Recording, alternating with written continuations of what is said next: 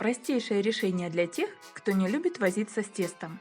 Назвать бы его тортом за 15, 10 или даже 5 минут. Сегодня приготовим торт без выпечки. Безупречный результат. Нарежем мармелад. У меня ягодный, он не будет проходить тепловую обработку, поэтому сохранит форму. Кусочки не крупные, где-то до сантиметра. Дальше сметана. У меня из магазина. 20% жирности. Не обязательно брать домашнюю, просто вкусную. Любимую. Время распаковать песочное печенье. Удивительно, как оно справится и сыграет роль коржей. Форму для торта я выбрала прямоугольную. Вы можете взять, например, квадратную. Удобно будет заклеить ее пищевой пленкой, плотно, и дальше вы поймете почему. Следующий компонент – это творог. 9%. В миску, где будем взбивать крем, добавляем сметану, творог,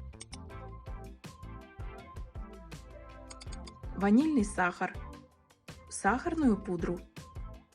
Взбиваем крем до однородности. Оставляю вам в видеоподсказке справа вверху рецепт королевской ватрушки. Нежнейшее тесто и кремовая начинка.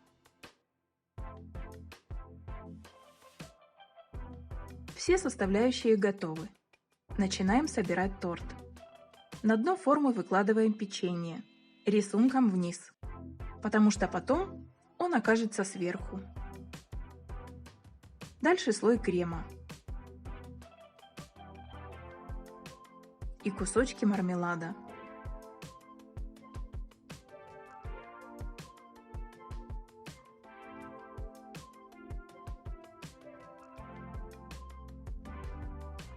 Вместо мармелада могут быть обжаренные орехи, кокосовая стружка, тертый шоколад. Снова слой печенья, слой крема. Последний верхний слой – это печенье. Убираем наш торт в холодильник часа на 2. А если позволяет время, то и больше. Время прошло. Вот зачем пищевая пленка, чтобы торт аккуратно выпрыгнул из формы. Оставшимся кремом можно намазать торт сверху и по бокам. Никакого теста, муки и горячей духовки. Напишите в комментариях, как вам тортик.